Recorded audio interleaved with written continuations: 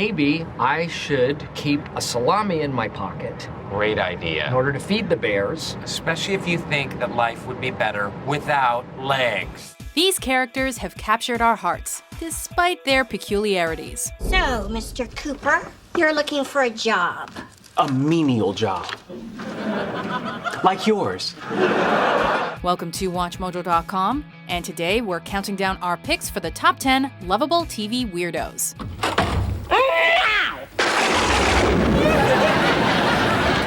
For this list, we're looking at the strange TV characters that we've grown to love over the years. Number 10. Morgan Tooker's The Mindy Project. So, for example, what are your interests? Dog husbandry and spending time with grandmother. I will say surfing.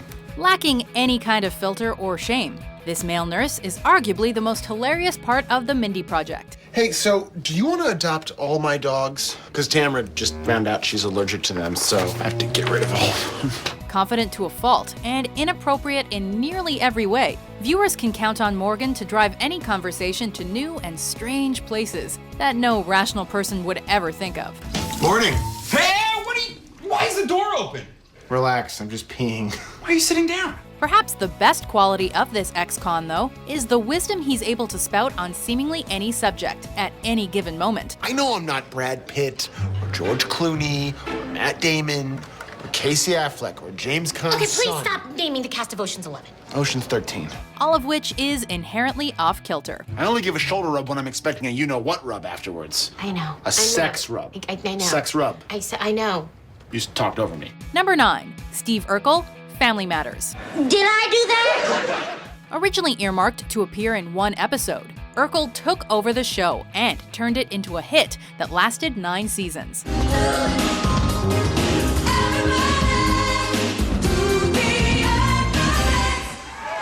An incredibly sweet and loyal character, he may have been a tornado of destruction in the Winslow clan's lives, but he is undoubtedly a part of the family by the end of the show. Hang on, my pet! Steve Urkel to the rescue!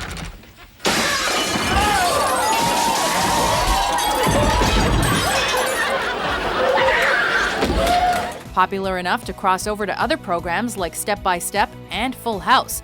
And always remember, hold your head up high. Otherwise, those suckers will slide right off your nose. Urkel, for a time, was the country's most beloved weirdo. My ass! You sure do know your squeeze boxes, lady. And he plays the accordion, so there's that.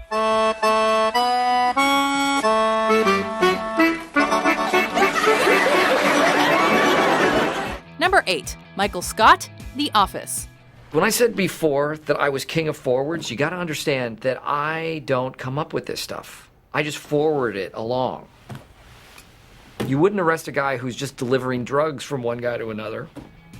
For all of the ridiculousness that was the Michael Scott character, most fans of the show would be happy to tell you how much they grew to love him. The Dundies!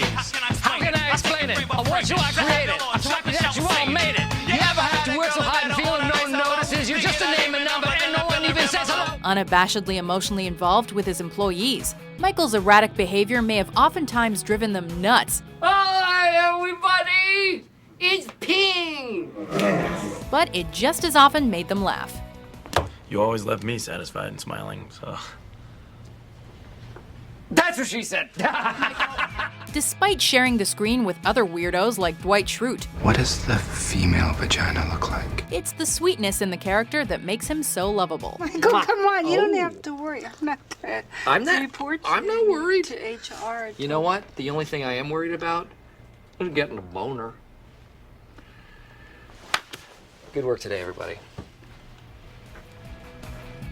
Number 7. April Ludgate, Parks and Recreation. Looks like the only other day he has open is March 14th. Does that work, sir? A monotone voice and a face that lacks expression are the calling cards of this woman, who took an increasingly prominent role with each new season of the show. But Tom told me to follow my dreams. So take it. But this isn't my dream. So don't take it. I don't know what to do. Me neither. You give such good advice. Babe, I love you. You're welcome. Witty and sarcastic, she sees herself as the smartest person in the room. You know what? I think men are better than women. She's kidding. No, I'm not. They provide for us, and we must obey them because they are our masters. And among her peers in public service, she may just be right. April, go. Okay, I got one. Macaroni and poison. It's like mac and cheese, but with a special ingredient. Her relationship with Chris Pratt's Andy Dwyer allowed her to become much more relatable. And seeing their relationship grow is what helped turn her into a fan favorite. Were you about to spray me with the hose inside the house? Yeah. I kind of want you to do it now. Okay. Number 6, The Doctor, Doctor Who. Someday, you could just walk past a Fez. Never gonna happen. Not many shows last half a century, and even fewer have had over a dozen different actors play a character. But if any other show pulled off that impressive feat, we doubt they'd be able to keep that character consistently weird. And I was so looking forward to meeting a dragon. Traveling through space and time in an unreliable time machine does nothing to dampen your sense of humor. Oi, you! Are you science, eh? In fact, as it turns out, it may just strengthen it. Crafted with the perfect British dry comedy, The Doctor is the awkward James Bond of sci-fi, and we love it. I was wrong. Please ignore all my theories up to this point. Number 5, Tobias Fünke, Arrested Development. Hey, where the are my hard-boiled eggs? The most outlandish character on a show that is populated almost entirely with them, Tobias seems to only get stranger as the show goes on. I understand more than you'll never know.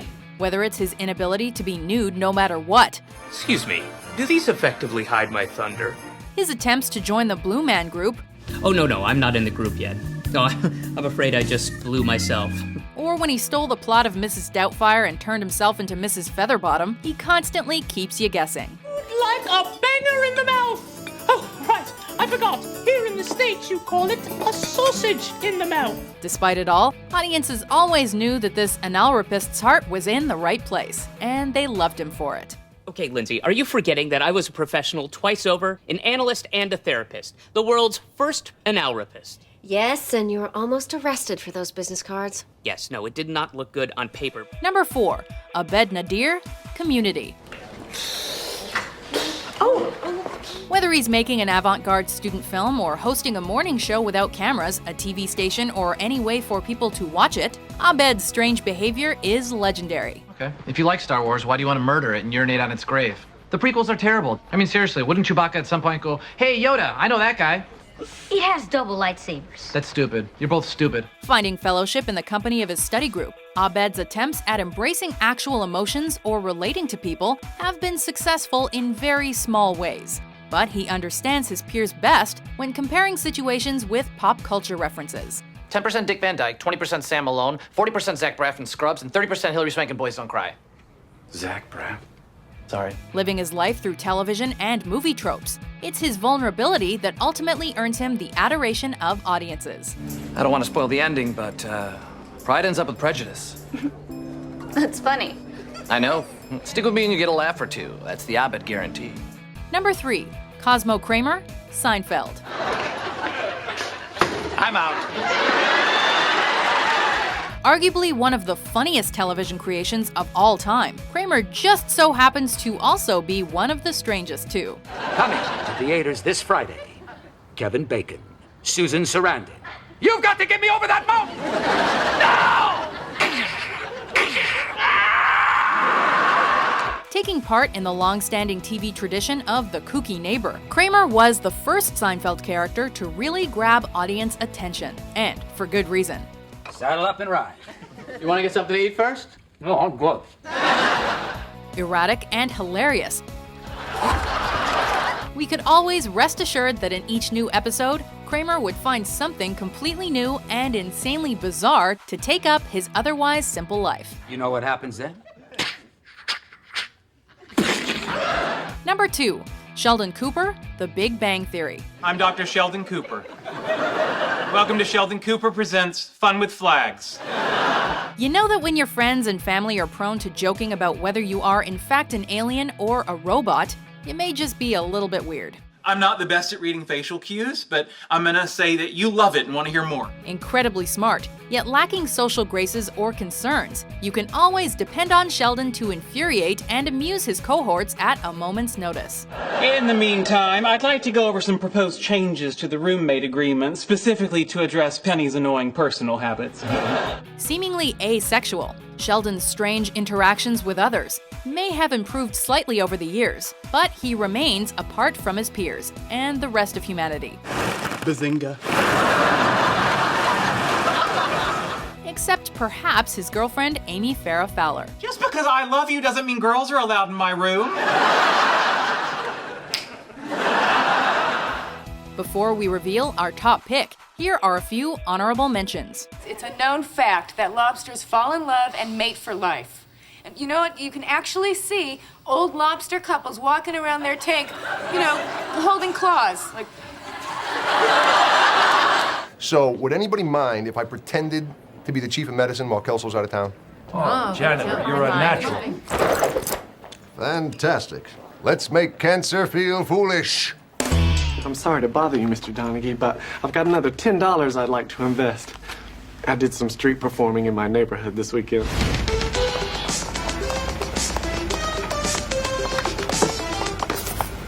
What day? A spa day. What's this word spa? I feel like you're starting to say a word and you're not finishing it. Are you trying to say spaghetti? Are you taking me for a spaghetti day? No, Charlie, I wasn't trying to take you for a spaghetti day. Oh, God, you know what? It doesn't matter. Bleh. Brr. No, that's crazy. That ain't real. That's dumb. That's straight dumb. You're dumb. You're nice. Okay, Kimmy, I deserve this. What do you want? Well, actually, I haven't had a pedicure in my whole life. Ew, gross! We're dissecting mice can be awfully nice. Oh, Bayside, I think you're a jewel. Number 1, Mr. Bean. 426, please. A near-silent, lanky man who finds himself in typical situations but makes them seem like madcap adventures. Mr. Bean's antics allowed him to take the world by storm.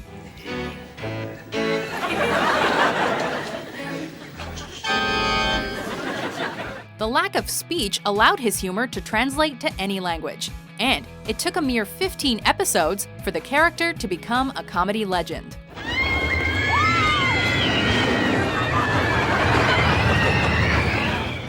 If that's not evidence of Mr. Bean's impact, we don't know what is. Whether he's celebrating Christmas or taking fighting lessons, there's no activity we won't enjoy seeing this man attempt to complete.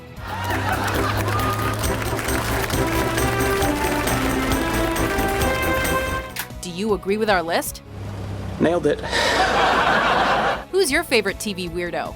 For more weird top 10s published every day, be sure to subscribe to WatchMojo.com. Maybe I could give it a quick whirl in the basement and see if I could kill a couple rats. Yeah, absolutely. You've earned it. You Go should. bash them up, buddy.